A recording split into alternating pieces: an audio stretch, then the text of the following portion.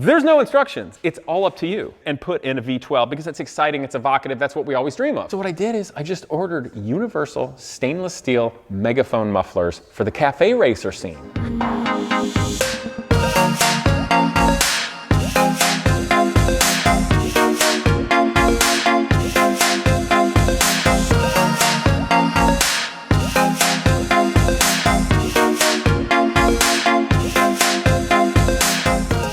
What's up, people? Today let's go over the King Zero build, and actually specifically a design detail. Obviously been going over what's happening, and when I got enough time, show you the work that's actually happening, but I haven't gotten you guys into the mindset and the thinking of the design, so I thought we'd do that today while going over the exhaust. Because the thing about building a car from scratch, or mostly from scratch, or doing things with no instructions are, there's no instructions. It's all up to you. And everything in design and engineering and building is a compromise, much as is life. And that's the most important lesson of today. We're going to go over the exhaust. Here's the old downpipes. You're going to look at the engine. We're going to talk all about that, what we're going to do right now. And the thing about life is, as a metaphor, you can't just LS swap everything magically and have it bolt in. There's not just a kit for everything. And frankly, we're not all wealthy. We don't have all the time in the world. Newsflash. So you do the best you can with what you got. Now, the best you can with what you got can be taken a bunch of different ways. And one of those is, how much time do you have? And what's your objective? So for the King Zero here, my objective was build a supercar on the cheap. For a number of reasons. One, I'm really tired of all the manufacturers that make supercars. There's no stick shift. They've killed the art of driving. They killed the art of cars. The cars are so insanely expensive, and the old ones have become price inflated that nobody can afford them anymore, which sucks for you and me, and about a zillion other people. So the beautiful thing about this is we get to build it. And I could have done this quicker and easier if I bought, say, like a Boxster with an engine that already ran. It would fit. I'd already be way further along, and it'd be a super cool, fast car. But for me, I wanted to be a little masochistic and put in a V12 because it's exciting, it's evocative, that's what we always dream of, right? So take the car, which is originally the Stratos Zero concept from Bertoni, and I wanted to make the King Zero, of course, by not doing a commercial for Avalon King. And they're being nice, so patronize them. In fact, I want to tell you guys, right now, today, Friday through Monday, I think is the 7th, of September, Labor Day sale. Go to their site. If you're going to buy some, now's the time. I should probably be nice since I'm totally building a car instead of doing a commercial. But really, there's a sale. I've used it on all my stuff. It works. Do it. If you're going to try ceramic coating, do it now. But anyway, the point of it is it's cheap. It's something that so many of us could do together. It's something that so many of you could do. And if not tomorrow, maybe in a few years where you have a shop and a welder and some basic tools and stuff. So I think that's really important.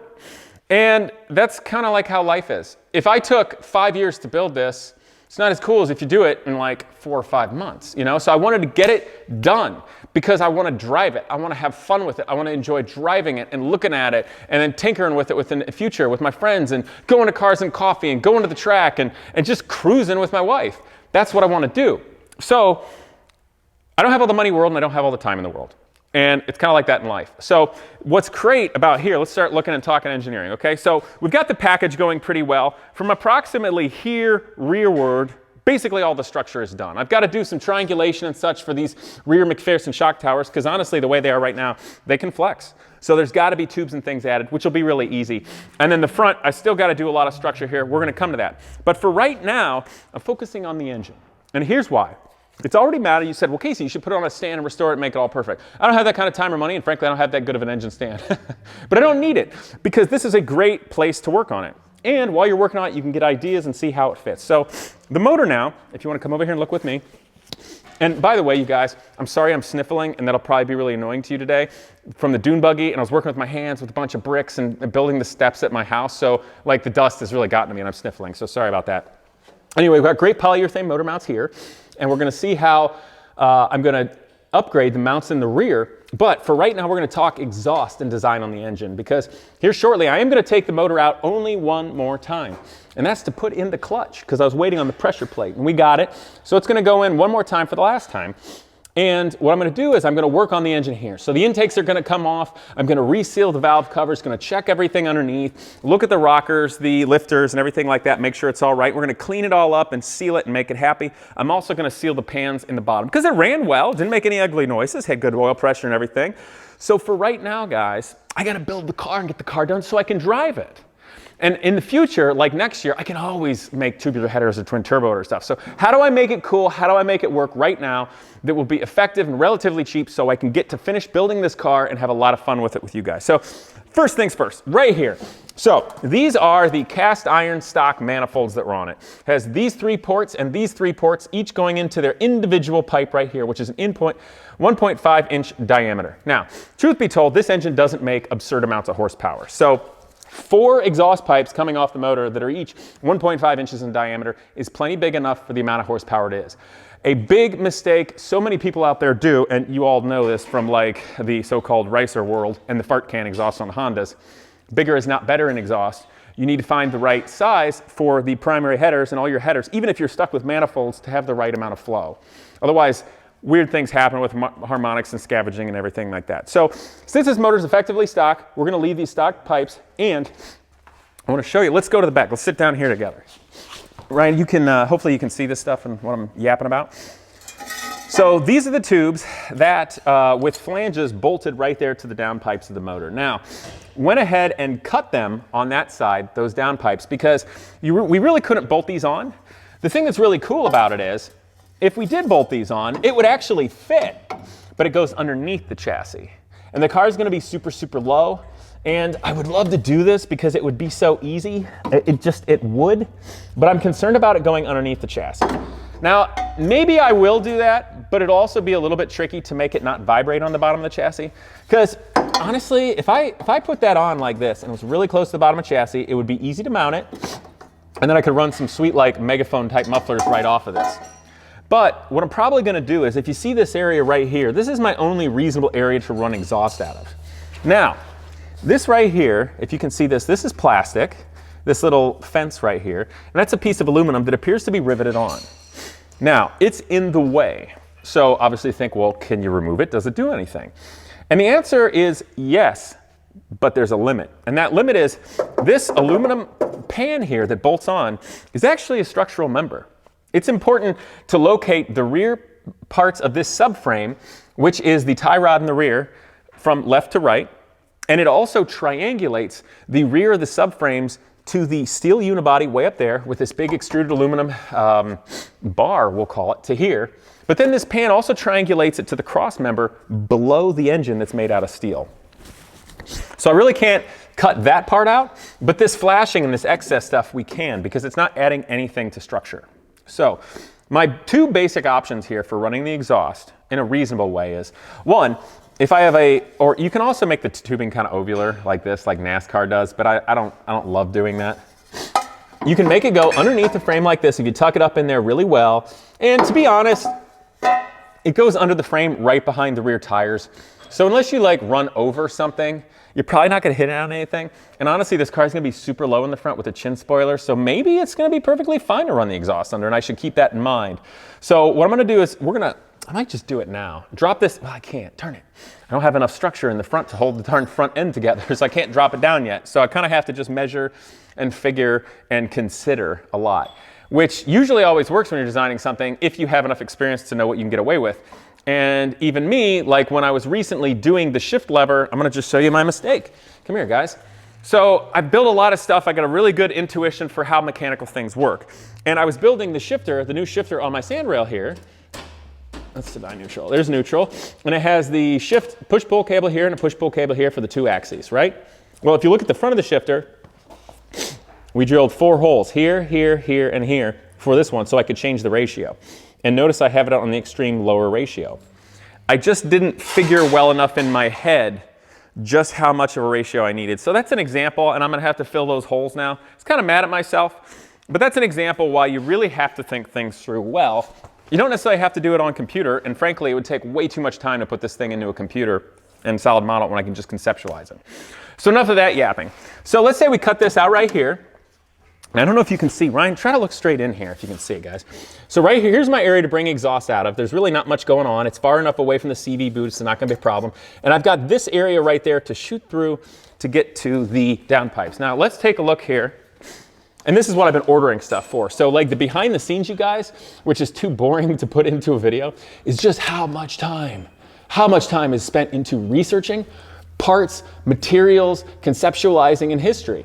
I had to look at hundreds of pictures of the original concepts, of Boxers, of BMWs, reading forums, seeing things, talking to people. I mean, just, I don't know, if I didn't have tens or dozens or 100-hour plus and just researching this to know I could do it, I'd be surprised. But anyway, look right here. This steel structure, you might have to look straight down, Ryan. Can you look straight down here?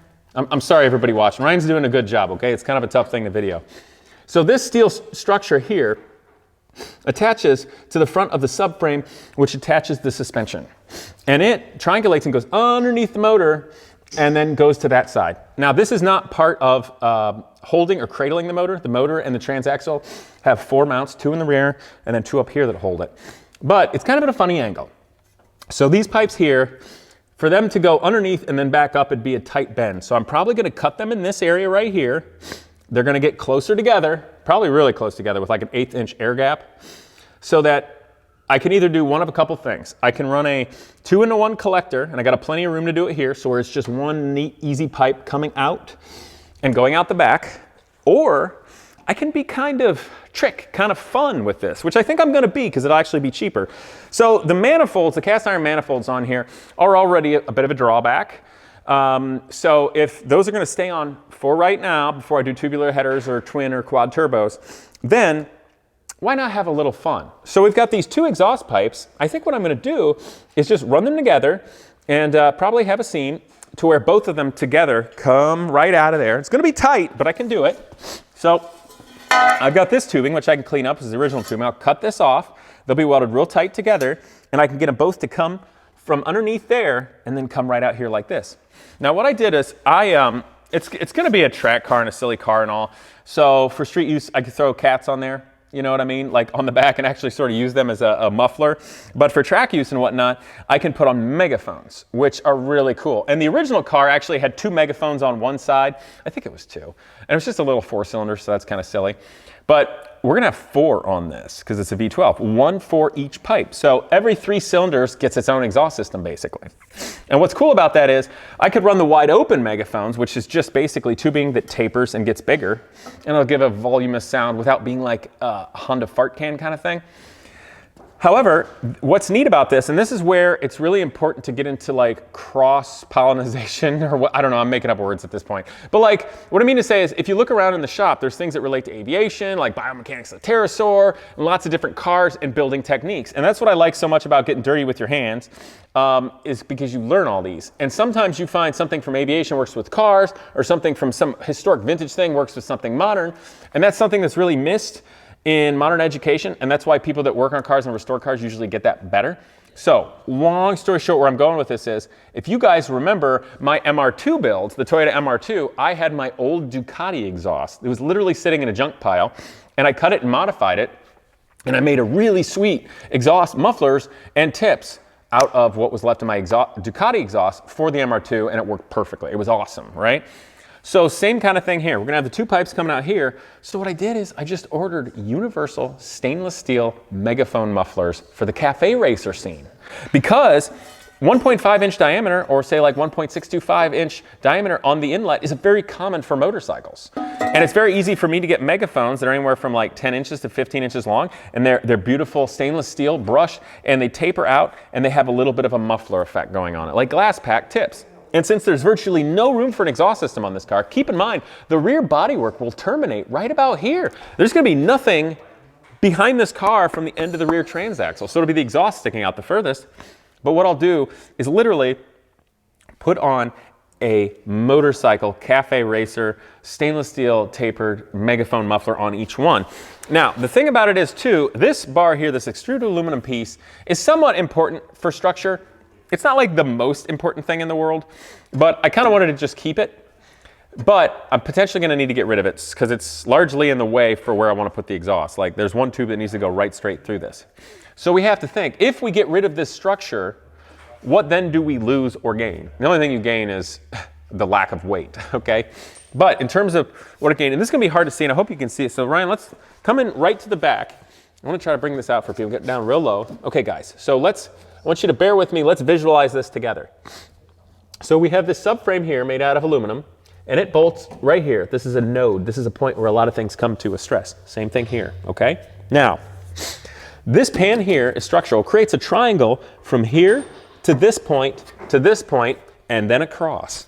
Now, triangles are what's strong because they can't like parallelogram, you know, like teeter-totter. A triangle is a very rigid type of thing, whereas if you have something that's like a square, it can sort of like collapse on itself like this, parallelogram, you know what I mean? Versus if you have a triangle, they're just super rigid, okay? That's how that works.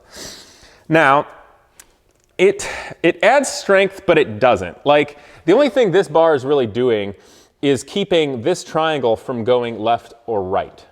Okay, that's about it. I mean, it can go up and down, really doesn't matter for this. It's just left and right. So let's say if we deleted this bar was gone, and this triangle here was gone from the point of here to here to here. What would happen is this node here would still have this piece underneath. Can you see that, Ryan? Look in here. These two nodes in the suspension would still have the crossover piece here. I think you need to come over here and look. Right here. This is where it goes transverse or lateral. It would still have that. So then you have to look ahead of what's there. You have this extruded aluminum bar that goes way up there to the steel subframe, way up there where the jack is, okay? It comes to this point, it also attaches to that point. But this pan here also creates a triangle which goes from here to, if you guys remember, that big steel lateral brace that goes under the motor from the side to side that the exhaust has to go around. So it creates a big triangle there. So effectively, you've got a big W going on the bottom with a cross brace here that is tied into all the steel parts of the chassis and connects all of the suspension members. So here's the if. Speaking theoretically in terms of engineering, all of that minus this rear triangle and this is enough structure to, on paper and in theory, make everything strong and triangulated the way it needs to be. Now, the real life practice of that is, if we delete this, is what the structure here strong enough to do that, okay?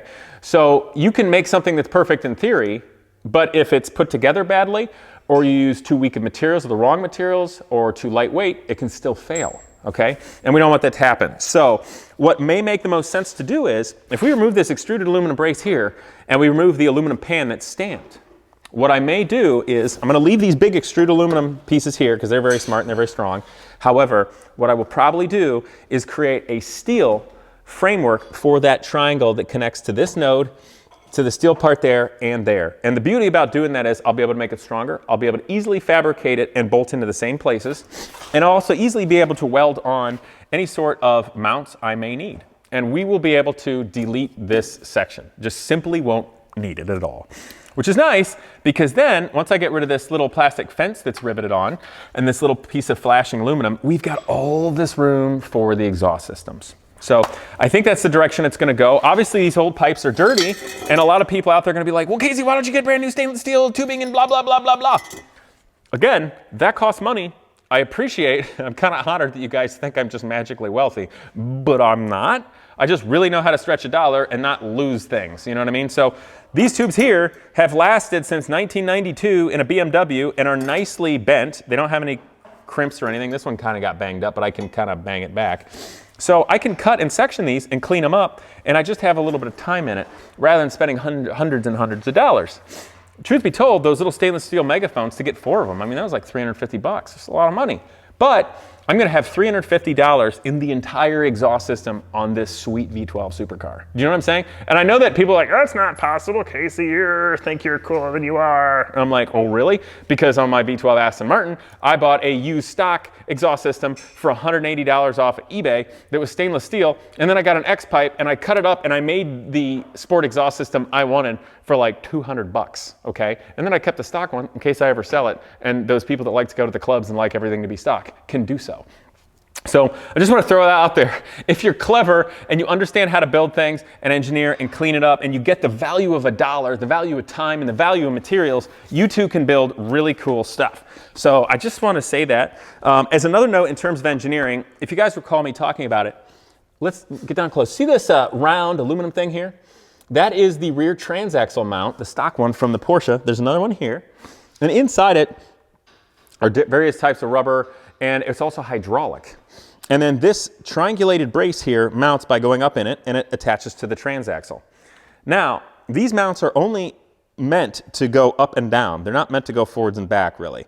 And this mount here is thin steel, so if the motor, like it was before, was hanging on the chain, and you could literally just push this with one finger and the whole thing would like flop back and forth because it's not triangulated. It's meant to only take the forces up and down and torsion, which equates to up and down. That's it. One thing I'm considering doing for safety, the engine mounts in the front are really big, cast, well-triangulated things into polyurethane mounts that are mechanically locked via metal inside. But for the sake of safety in the event of a crash, I don't want the drivetrain breaking loose. So one thing I may do is triangulate this brace to this mount. First of all, these mounts here, they go bad and the hydraulic leaks out and they get really weak. So what we're going to do in a future episode next week, I'm hoping, because the stuff is coming, I'm going to take these off, you drill holes in them, you can pour polyurethane inside it and cure it at like 150, 200 degrees in your oven for overnight, and it basically turns it into a strong polyurethane mount. So for an added safety thing, which will not do anything, you know, it'll be firm like the front, so it'll be polyurethane mounted.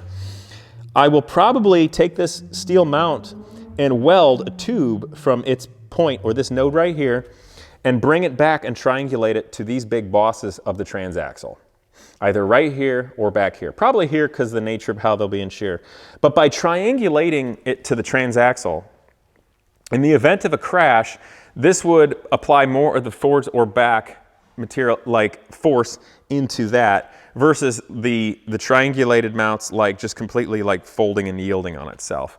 It may not be necessary, and it could just be overkill that'll never matter, but it's helpful. And also these bosses on the transaxle, if done well, will more than cover it. And frankly, they probably will never have to do almost any work because the motor mounts in the front will do the work for you in a given time. So it's kind of just like an added thing, as long as there's room to do it with the exhaust and whatnot. Just throwing that out there. I know you guys are going to have a lot of opinions, but that's my gut feeling right now. Certainly won't hurt anything, and it could very much be helpful in the event of, you know, extreme driving or an accident, which we hope it never happens. The other way to do that is I'm going to run a tube, and it's going to be welded directly from the top of the shock tower, shoot, over to that one. And then each shock tower will be braced and triangulated, boom, to this point here. So effectively, this whole area will become an X. So you got one big triangle here to here, triangle there. That makes it very strong, just like the side impact braces like you see in a roll cage, and then one going all the way over here. And the reason you do the one at the top is it's a little extra. It's not going to be much more weight. We'll have more things welding to this because this is relatively thin, so you really need to spread the forces out, so to speak. If you just weld a tube like right in the middle, it'll flex, right? But if you weld something up here, closer to this surface, that'll help the forces spread across the surface of the metal, which is stronger that way. It's more direct. So if I have two things welding on, one going straight across, you get all that welding going on. This one going down, and then they'll be welded to each other and effectively gusseted. You'll be spreading the loads out through the sheet metal much better. And also, let's say that one of these triangles, right here, one of these tubes here like broke or yielded. If you have the tube going from that one to that one, and just one of these triangles, it'll effectively do the same thing in theory. You know what I'm saying? So let's put it this way. If this is triangulated from here to here, then this can't flex like this because it can't go left or right anymore because it is tied in right here to this point in terms of compression and my brain's not working. I'm sorry, I'm feeling allergic. It can't push or pull anymore, okay? But that one, if there was no triangulating brace, could go in and out. But if this one is attached here and here, so it can't move, and then you attach this to there, then that also means that one theoretically can't move. Okay, so that's sort of why that really works out well. The other thing nice about having a horizontal tube coming from here to here is it gives me a place to put tabs on that may be helpful in supporting the bodywork or could even be helpful in the big triangular opening for the engine bay. So I just want to throw that out there. I know today is going to be not a huge day for working on stuff, but I wanted to clue you guys in because, oh shoot, that's on. I was going to take the wheel off and show you something. I wanted to clue you guys into just how much is going on behind the scenes because it's massive. And I don't want you guys to get bummed out. I was like, why isn't Casey working on this? Why doesn't he just show us all the work going on? It would be impossible. It would be impossible for me to show you guys everything. There's literally so much going on at Genius Garage. Like the guys finishing up the Lycan. You know what I mean? There's so much going on there. I mean, these guys, like Aaron and Cameron here, They're all working on the Corvette. These guys are super into racing. You got a job interview next week, right? Yeah. We won't. Oh, it's up there? We won't spoil it. We'll hope you get it. So he's got a cool job interview because everything going on. And Aaron's getting started. You're excited, right? Yep. You dig the race cars? Oh, yeah. Boom. They got to a point on the prototype. So I'm just saying, guys, there's so much crap going on. I can only show you so much. But I thought this is really, really important to go over today. And that's really it. But the King Zero is going great. I'm ordering steel in a moment. I'll have that next week. So I'm going to be welding my brains out next week. And if you guys haven't noticed, with like the 928, I got a video coming up about it next week. But boom, finished. Had some fun with the sand rail. But I've been working really hard so I can just focus straight on the King Zero, because honestly, this is the coolest build I've ever done, and I'm really glad you guys are here. So till then, I'll see you next time, guys. Quick tip, Avalon King Ceramic Coating is having a Labor Day sale this Friday through Monday the 7th only. It's the time to get it. The stuff was designed specifically for DIY, and honestly, it's the simplest, best to use. I use it on all my nice stuff, i.e. the 928, the 944, the Viper, and soon to be the Aston Martin. Makes your car a million times easier to clean, and yes, it beats wax. And if I were smart, I would have used it on this dune buggy before I got it really dirty. Anyway, the sale, Labor Day, buy some, yeah!